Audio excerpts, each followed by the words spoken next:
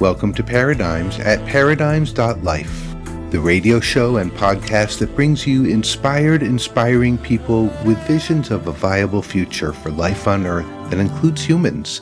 Hi, I'm Baruch, host of Paradigms. So glad to be here with you, bringing you a wonderful guest. You've probably heard her music and don't even know it. She is a cellist and a composer and a singer and a songwriter, and we have heard her mostly playing with other people on their records and their concerts, but she's got her own records out. Today we're going to talk about how this music came to be, and you're going to love hearing about how it was recorded. So let's meet my guest on this episode of Paradigms.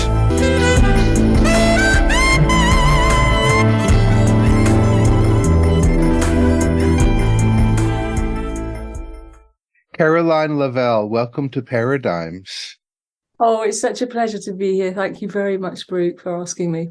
Oh, I'm so glad to talk with you. We've sort of been missing each other for years with talking with people you work with and making friends with people you work with. And finally, we get to connect. Oh, thank you. It's lovely. So you have a really amazing career as a musician. You're a cellist, you're a composer, you're a singer.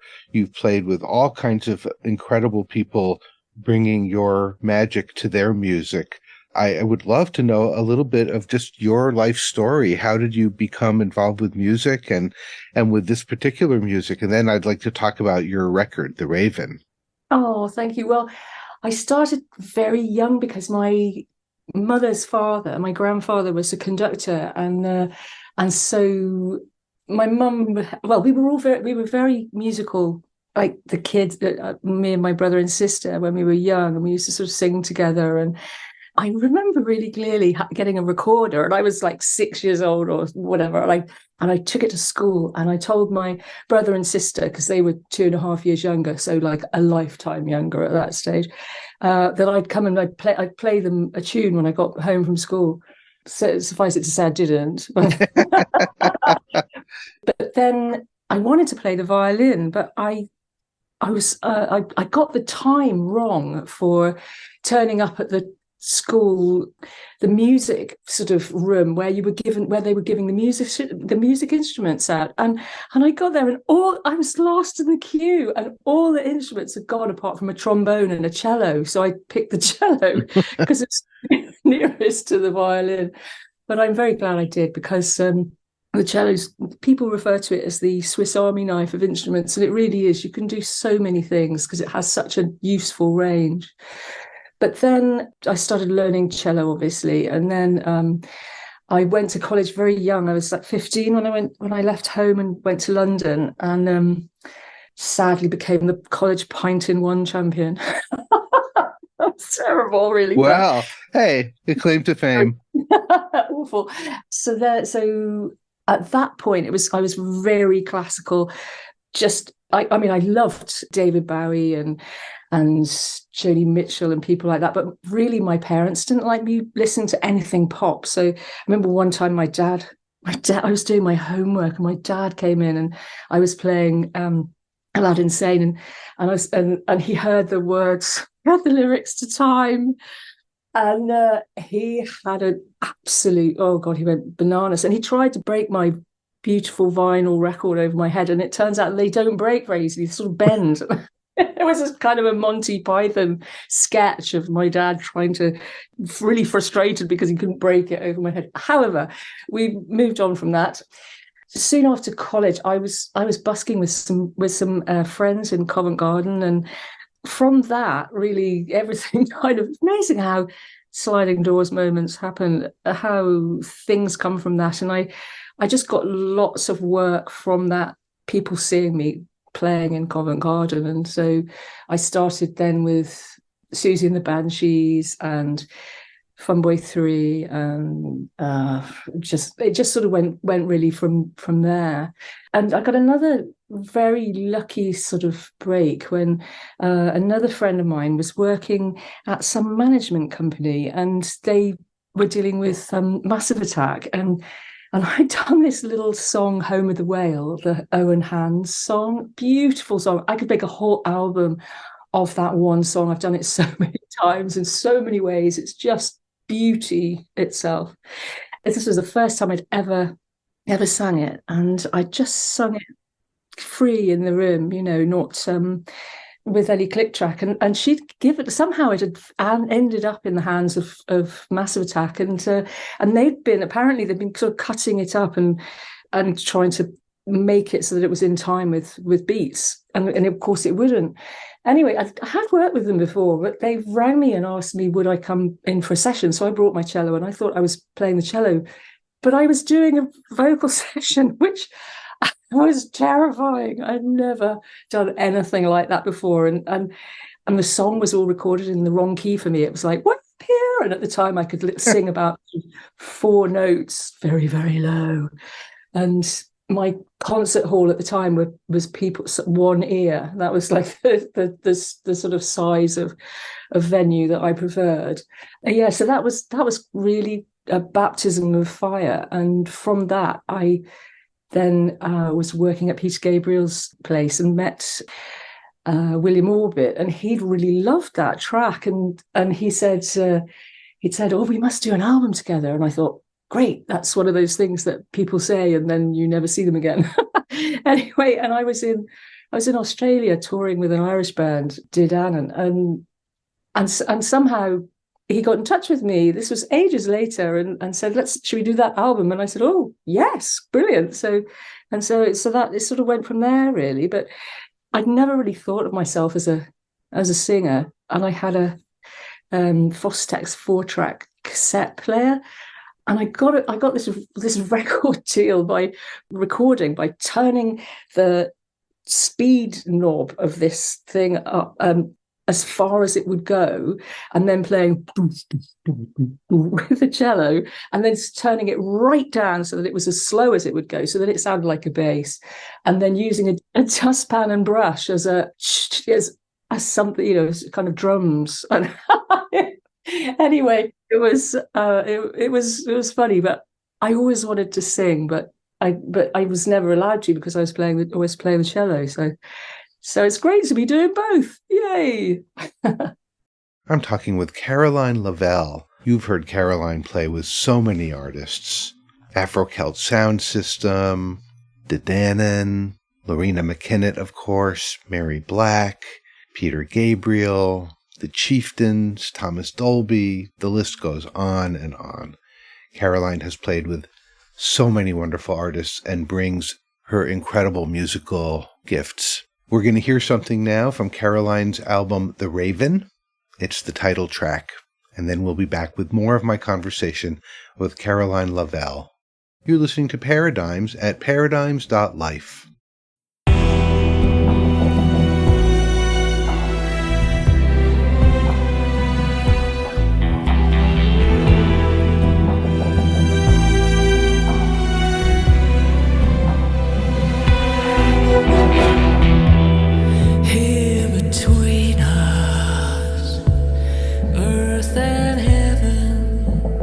Gods here who rule the air.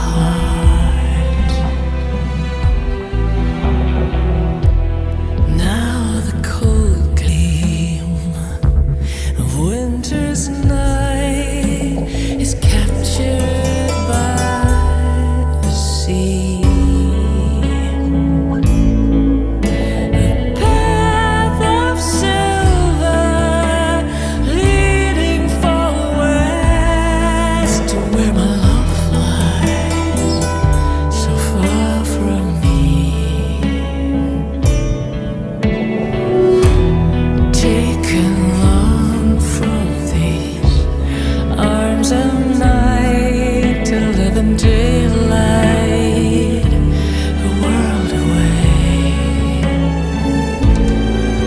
And the will of it sways in the west wind, the tales of ravens across the sea.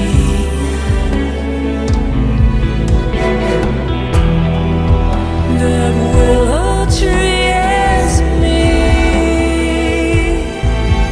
It sways and it bends, and that raven that flew into its arms is you, and you, my heart.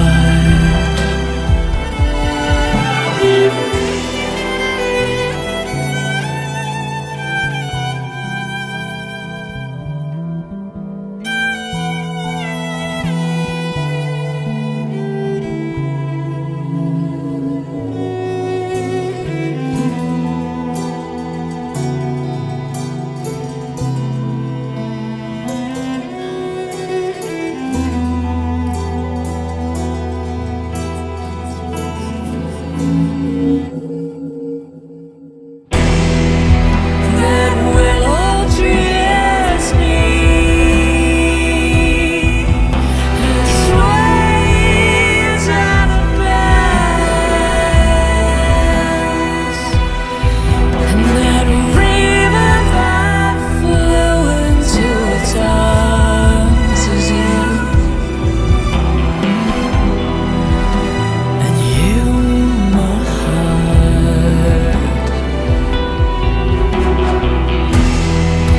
That willow tree is me. It sways and it bends, and that raven that flew into its arms is you,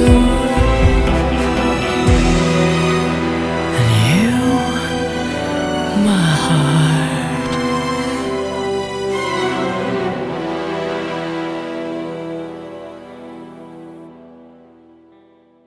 That's The Raven, Caroline Lavelle, title track from her solo album. I love how Caroline's voice reminds me of the cello. Okay, here's the next part of my conversation with Caroline Lavelle. Let's talk about The Raven. Yes.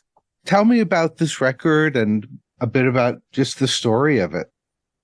So the way it sort of first came about, well, particularly the song The Raven, before my mum got so bad that she couldn't be left at all, I have a field that's up above the sea in North Cornwall, looking towards America. Actually, I've got a van, a really lovely camper van that's all done out in wood. It was converted by these impossibly beautiful kind of yoga couple who were Instagrammers, and it's just the loveliest van I've ever seen. It's so nice.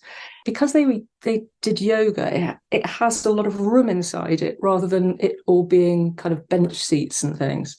And so I've got room for my cello, I've got room for my recording equipment, and et cetera, et cetera. So I recorded a lot of the record up there in the field in my van.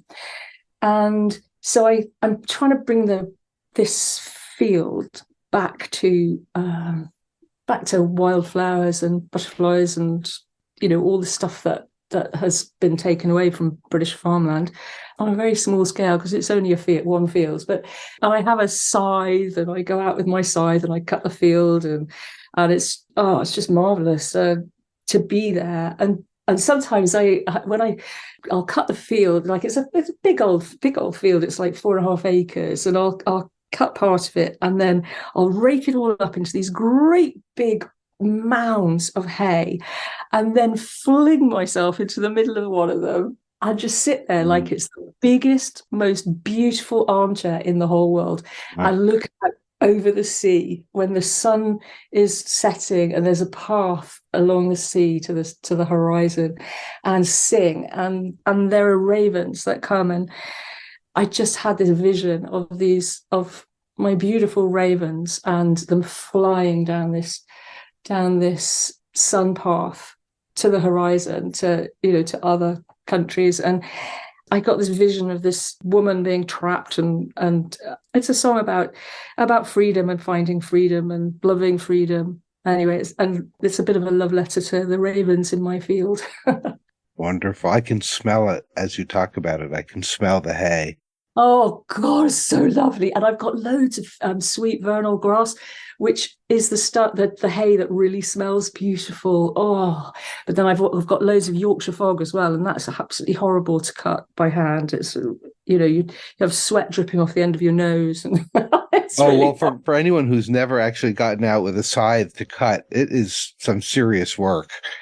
Well, if you've got a really good sharp scythe, and you've got nice, and you've been cutting that hot, and you don't have Yorkshire fog, then it's just the most marvelous thing. I've cut a few times. I've gone and cut other people's stuff where it's not Yorkshire fog, and it's clover and just the finer grasses. Oh my goodness, I'm addicted to it. I could do it all day. I have to say to myself, no, you will practice the cello and you would do some songwriting, and then you can go out and do some mowing. That's your treat. That's great. That's really great. So this record, okay, you recorded this in your van, and as people have been hearing the music, during our conversation, it's so textured and layered and dimensional, and clearly, I mean, part of making music is the sort of magical accidents, but part of it is not accidental. It's very intentional, and so I'm interested in, like, do you hear all this stuff in your head and then decide how it's going to come out, or do you play with things and let's try this? What's your creative process like?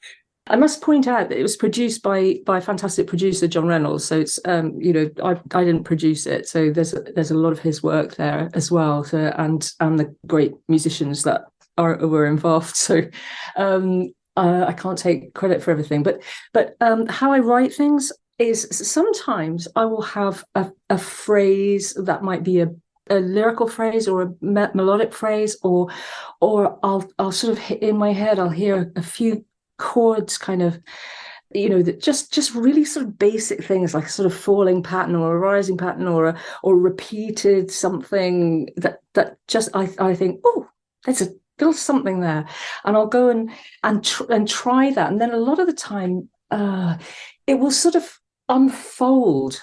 And because I have such creative freedom because of my patrons, I just follow a lot of the time where it goes, and sometimes it's a voyage of discovery.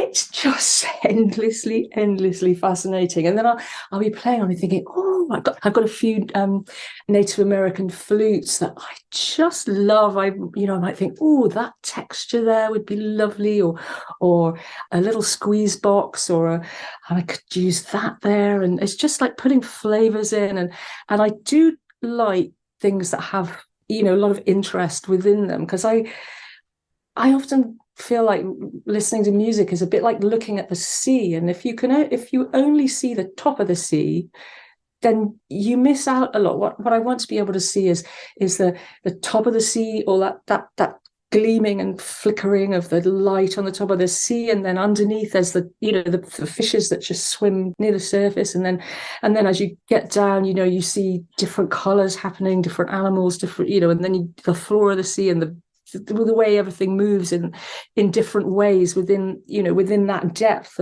of things. So I kind of enjoy messing about like that. We'll be back with more conversation with Caroline Lavelle after we hear another track from her album, The Raven. This one is called Poet Desperado.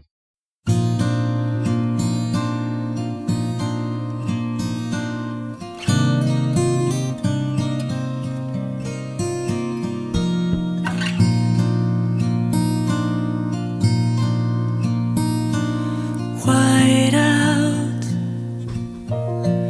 freezing as hell on the outside, alone on a road scared as hell on the inside, and miles from anyone, your fingers reach for a radio, green in the dark. And I was there with you, slip sliding wet voice through my lips, finding every part of you. My poet desperado, I never knew till now. How'd you get like that, with your scary as hell performance art? I could never be brave enough to be an actor in your company, but I'd be there with you, slip sliding wet voice through my lips, finding every part of you. My poet desperado, I never knew till now.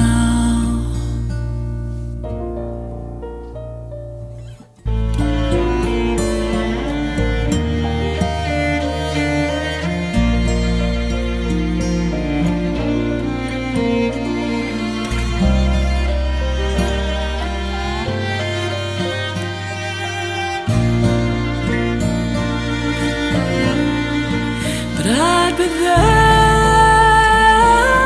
with you, slip sliding wet voice through my lips, finding every part of you. My poet desperado, I never knew till now.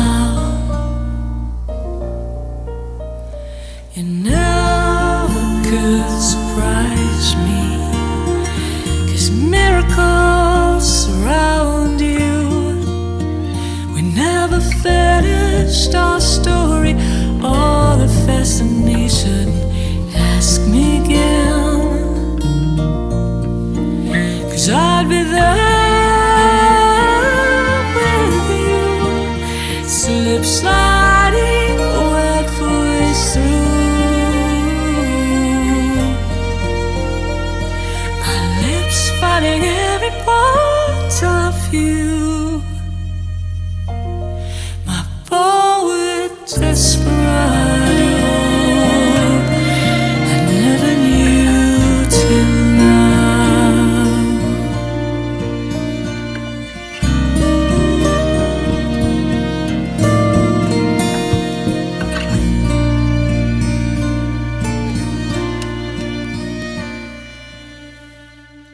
Poet Desperado. That's Caroline Lavelle from her album The Raven. Now here's the next part of my conversation with Caroline. You've played with many people. You've released your own records. Probably one of the things that's taken up a great deal of your time has been touring with Loreena McKennitt and making music with her. Where do you find time to make your own record in all this? Well, I was lucky enough to sort of come across Patreon about 4 years ago nearly now. I'd been thinking to myself, I must do that. And then all of a sudden I did. And it has just transformed my life. I went from being someone who prevaricated. I spent a year just writing one song, and it was just ridiculous, absolutely ridiculous. Now I have a self-imposed deadline of 5 o'clock on a Monday afternoon, Monday evening, which is just now. And my new songs come out to my patrons just now, this moment. And so I'm a bit worried about what they think. I want to know.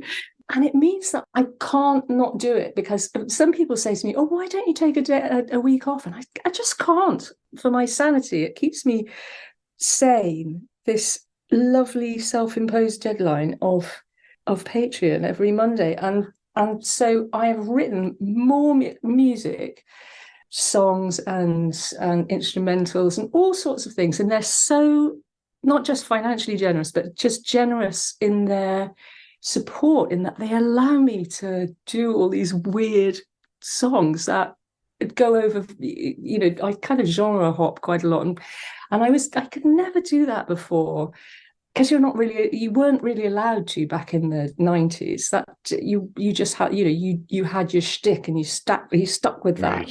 Right. Whereas now you have this amazing freedom, and I'm endlessly grateful to my patrons for giving me that. And so, that old adage of, if you find something you love, you'll never do a day's work in your life. And it is a bit like that. Although this morning when I got up and thought, oh, I've got to finish that song, I did have to buckle down, but I love doing it though. So it's I feel lucky. Also, at the moment, for the last quite a long time, I've been looking after my mother. I live with her and I look after her 24 hours a day because she has dementia. And so when I go away with Loreena, I have to get a 24-hour carer in who comes in. If I didn't have Patreon, I would, as a carer, you sort of almost disappear from the world somehow. It's difficult to explain, because every day I do, I can do this work from my bedroom. It's absolutely marvelous. I'm very, very lucky in that I have a lovely person, Julie, who comes in for 5 days a week for a few hours every day. And that really allows me to, knuckle down with the music. So that's where I get my time. Thank goodness. We listen to music people make. We appreciate artists so much, but it's easy to forget that everyone's a person dealing with all of the trials and tribulations of life. And, you are this celebrated artist and you travel the world playing music for people, and it's just incredible.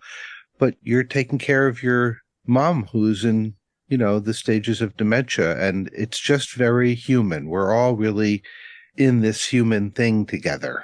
Yeah. It's funny. We all go through the changes of life. It's just the way it is. And sometimes we have help and sometimes we don't, but everyone has to deal with loss and death and, all the things that are just part of human existence. Yeah. And thank goodness for the creativity and the resiliency that we can have that help us get through those things. And even okay, you make this wonderful music and people get to listen to it and be inspired by it. And so that's, you taking the challenges of your life and turning it into a gift for others. It's interesting because I've written quite a few things for Mum and about Mum. As you say, as you go through life, my topics have completely changed. I mean, they've it used to be loads of romance and stuff like that. It's very rarely that, or it's much more obliquely that, if it is. I find writing songs now so endlessly fascinating. And I think I find it more fascinating now that I'm writing so much more widely about other stuff too. Caroline is clearly a person of great heart and conscience, as well as someone with powerful musical gift. We'll be back with more of my conversation with Caroline, hear more about her life. But here's a song from The Raven called Adieu, Dear Heart. This is Paradigms at paradigms.life.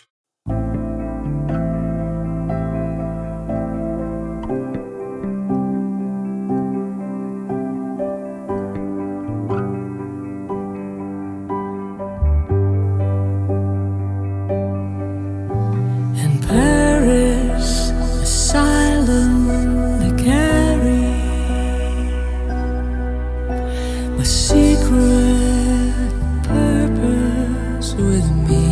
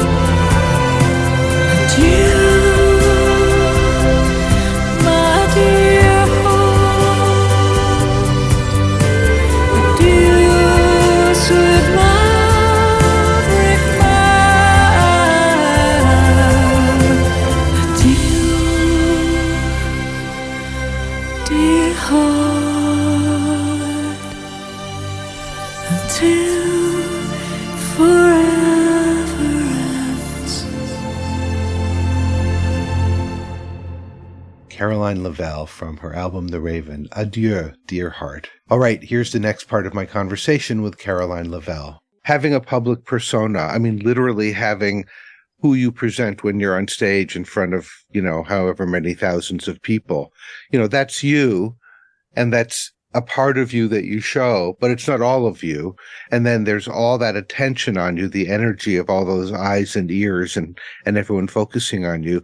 And then there's your internal experience of that and everything else, who you are inside, your inner dialogue, your relationship with yourself. And I'm curious about the balance between that public persona, that face you show the world, and that inner world, that inner knowing of oneself. It's a weird question, but because you get to be on a big stage and because you're obviously a person, I'm curious about that dialogue within yourself. For many, many years, I've had terrible anxiety, nerves about going on stage. And so I almost have to be somebody other. And when I first started out, I used to put on so much makeup, and it was almost like I couldn't go on stage without putting the makeup on, and that would be me becoming that person. I think now I don't put so much makeup on, but it is a process of becoming that person as well. And everybody has different people within them. When you're talking to this friend, you'll be, that kind of way, the chemistry between you will bring out those points in your character, etc. And it is definitely one of the people that I am. But I think I kind of almost consciously try to become that person so that then I can leave the cares of the normal world behind and then just be in the music and just, I've had those wonderful times. I suppose everybody must have them where you have. I remember being on stage once and I was completely out of my body, looking down from the side of the stage, just looking down, going, playing the cello. Wow, that's such a weird thing to be doing. What a random kind of thing. And it was I started to get scared. It was very, very weird. You do go into it. Time is everything in your head is just moving so much quicker, and you have to be very aware that it probably is, even though you're not thinking that it is. That it can I don't know, it can make you rush music and stuff like that. If it, a lot of the time, if you don't watch it, or it can make me do that anyway. I had to do a lot of work on myself to try to be able to not be so scared. There's this chap called Noah Kagayama. I don't know if you've ever heard of him, and he's a fiddle player, and he was at the Juilliard, and I think he had kind of really bad nerves, and he went into working out how to stop having nerves, and I did one of his courses, and it was so helpful. It was really hard work, but really, really helpful. And sometimes I'd be on the side of the stage just thinking, oh my God, this is taking years off my life. I must try and think of something else to do because this is just too scary. But now I just really, really enjoy it. I might get scared if there's somebody in the audience that I really know. That really worries me. But and I try, and all the lads, they always say, "Oh, so and so, some name will be in the audience." Go, don't tell me until afterwards. But overcoming fear is such a empowering and necessary thing to be able to do in life because, fear pops up, and we see how fear affects us as individuals and affects society. And so to have the ability to recognize fear and not let it run the show, literally, is a really great thing. That's so cool that you were able to work through that. Yeah. It's something that I have to continue, less so these days. I was going to be, when ages and ages ago, my sort of babyish plan was to do classical music, and it was just so terrifying that I, at that time I didn't have the help that these techniques and exercises that you can do to calm your body and stop it just taking you away to a very bad place. Well, Well, what's one thing you do before you go on stage? Like you're there, you're in the house, you can hear the audience, maybe you're in the green room. What's something you do for yourself? Well, I don't know if I'll be able to put this into words, but you know those awful butterflies that you get in your stomach that are really uncomfortable and they just don't feel nice at all. Yes. It's not just, oh, I'm going to see somebody interesting. It's I think I'm going to die kind of butterflies, those kind of butterflies.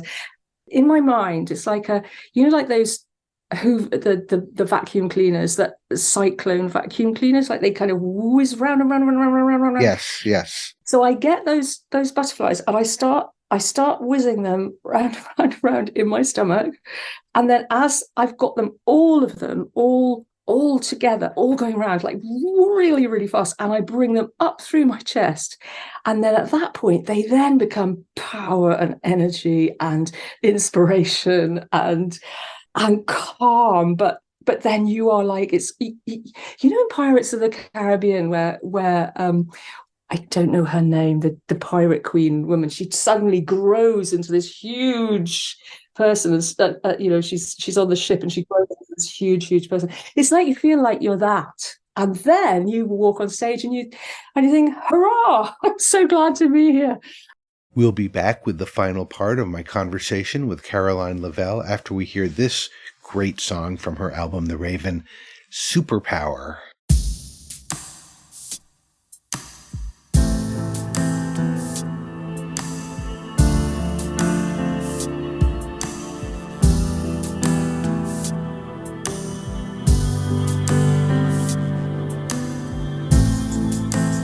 You can get used to anything,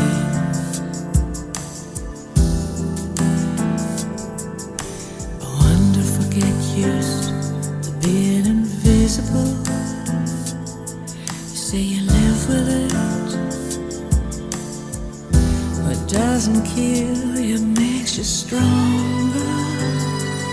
It's a superpower to not be seen. Don't seem like that when you have it, but it does seem like you get things at the wrong time. If I was a kid, I'd love it. You say you can get used to anything.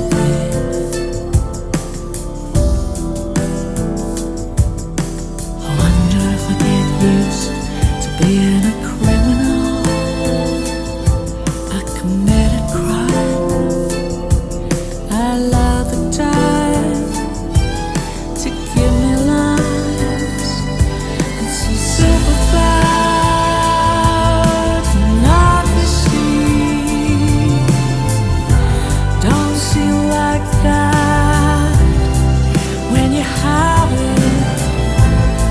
It's a superpower.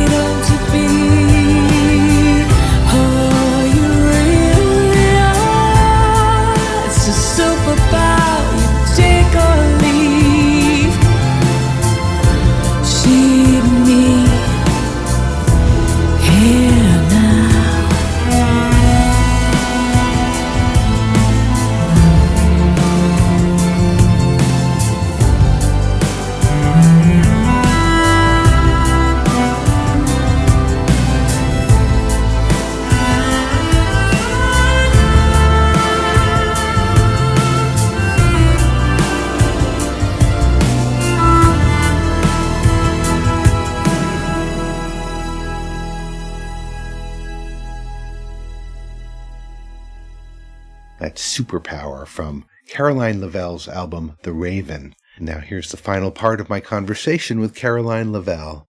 I know you just finished up some touring with Loreena McKennitt, and I think there's more of that to come, but what's on your agenda right now? What are you working on? I am working quite hard on trying to get my production and mastering skills better so that then I can put out all these myriad songs and put them up on Bandcamp and stuff like that so that they, some of them can be heard. I'm getting more and more fascinated by the production side of things and the possibilities that allows. There's infinite possibilities. So the flow chart has to come into use quite often. And then I'm just for this next month, I'm just trying to write and work as much as I possibly can before I go away on a European tour with Loreena again for March and April.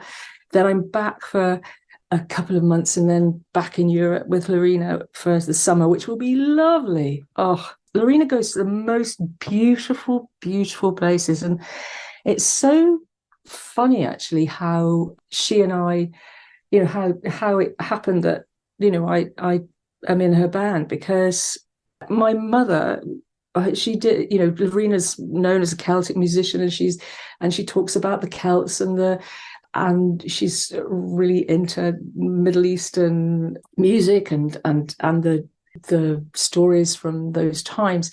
And I was brought up in a sort of soup of that. It's really weird because my mum, she was working on the Celts and the Romans when I was young, and that's where the song on the album Figsbury Ring comes from.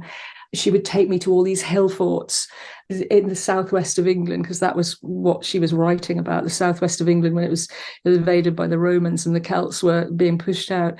And so she was always talking about, as well as that, about the Greeks. And it's just incredible to go to these amazing places. And we went to Byblos, with Loreena, and just being there. And I was thinking, oh, my mum would just love to be in these ruins, just this historic place, and, playing at the, I always get it wrong, Atticus Herodotus. I always get that wrong. Anyway, an amazing theatre next to the Parthenon in Athens. And just my mum would love that. But I can't even, mum wouldn't really even understand it now. It's tragic. And amazingly, apart from doing some house concerts, mum has never seen me on a big stage, because it's always terrified me, playing to my mum. And we're ending up the first European tour in the London Palladium at the beginning of April, second week of April. And I would love my mum to come, and I think it might actually be too much for her now. Anyway, But how amazing. I mean, and Loreena's music is so epic and is played on such a grand scale that what an experience for you to be part of.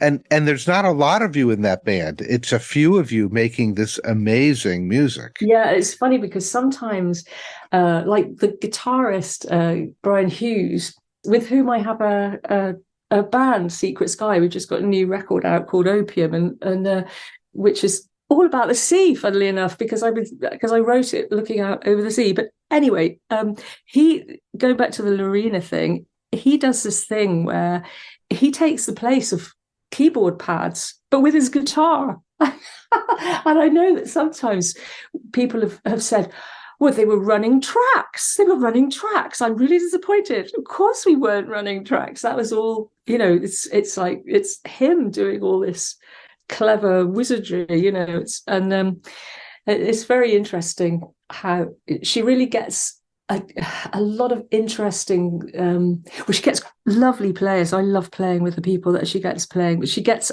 a lot of interesting stuff out of them.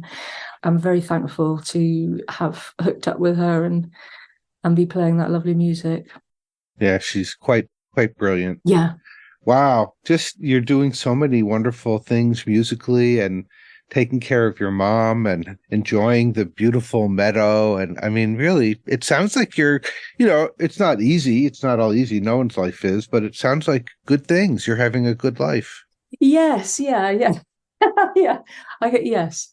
it has to be well planned. Like I've got someone in the next room looking after my mum now because I couldn't leave her, to do this. It's interesting, but maybe I've grown up and it's become more easy for me to I could never do two things at once. Like I couldn't, like if I was wanting to be writing music, I couldn't be, like next Thursday have to go somewhere because that would ruin everything. But of course, at that point, I hardly wrote any music. I could spend, as I said, a year on a track.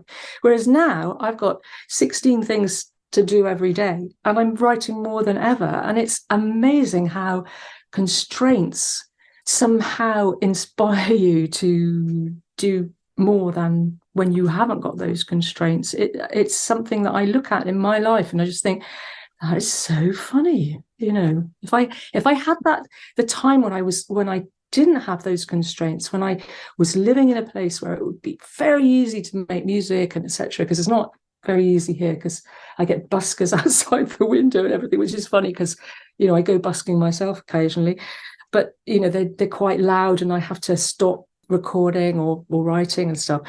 Not all the time. I just live in a very touristy village, so but the constraints seem to make you work smarter or something, maybe. I don't know.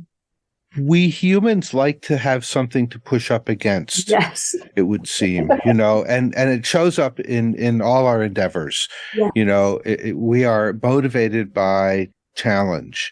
And a lot of our creativity is in response to an inconvenience or worse. Yes. A real problem or threat to our existence. And we come up with brilliant solutions. Yeah. We come up with some really stupid stuff too, obviously, but we are capable of coming up with some pretty amazing things. Yeah. Yeah. Wow.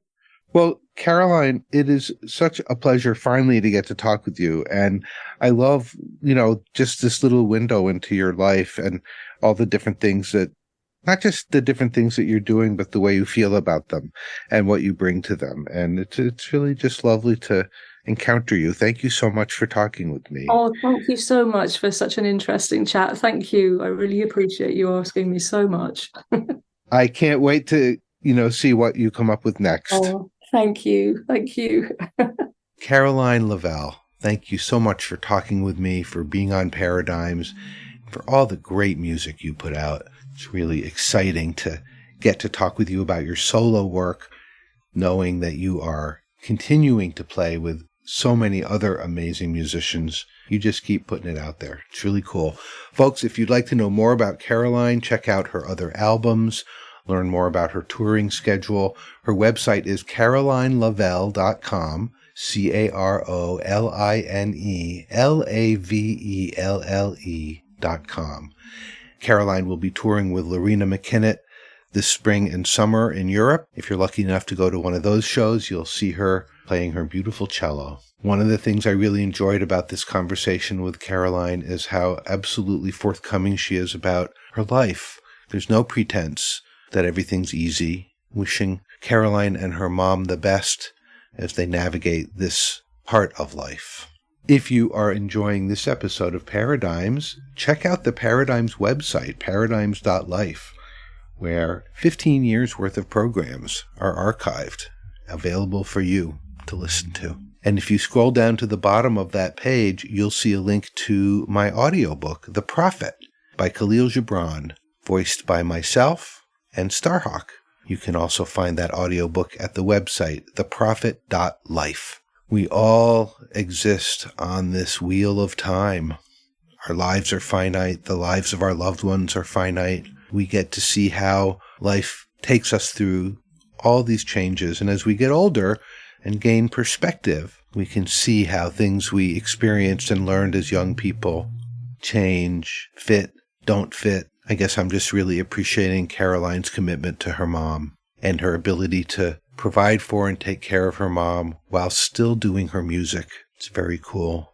Well, we are going to end the show with one more track from Caroline Lavelle's album, The Raven. It's a song she mentioned when she was talking about her mom and her mom's love of the history of the Celts and the Romans. It's Figsbury Ring. And let's let the word for the week be care. Let's notice where we care, who we care for, how we care for ourselves, how we care for those around us, how we care for the whole world. It's a built-in part of being human, caring.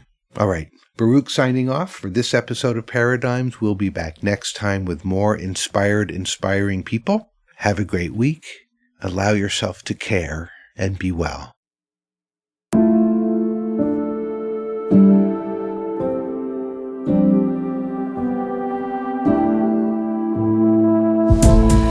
Walking like my own ghost through a pressed petal sliver of my time, across Fixbury Ring.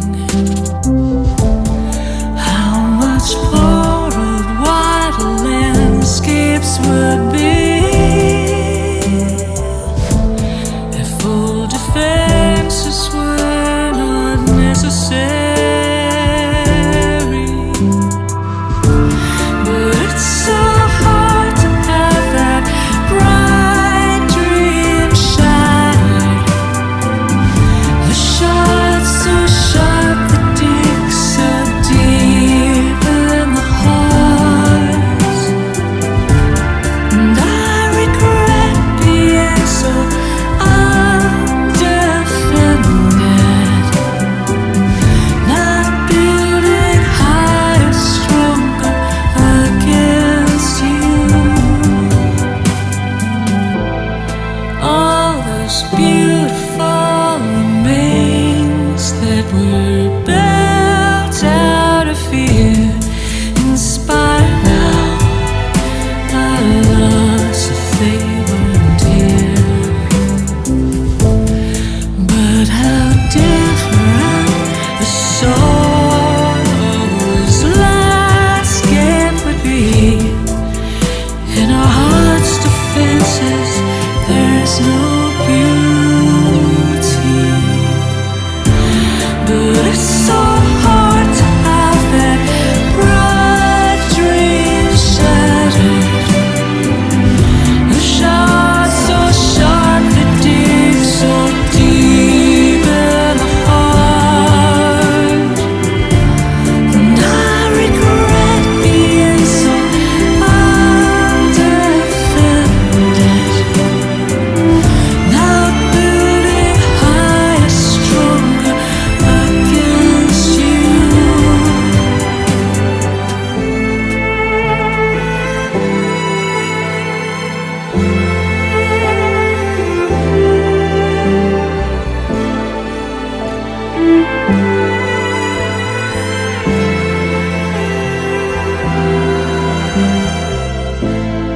But how different the soul's landscape would be.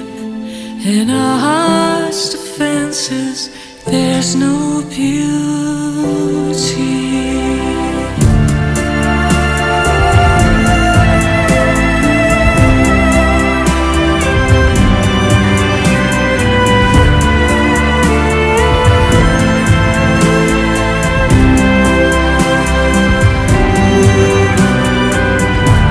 But it's so hard to have that bright dream shattered. The shards so sharp, the dig so deep in the heart. But I regret being so undefended, not building higher, stronger against you.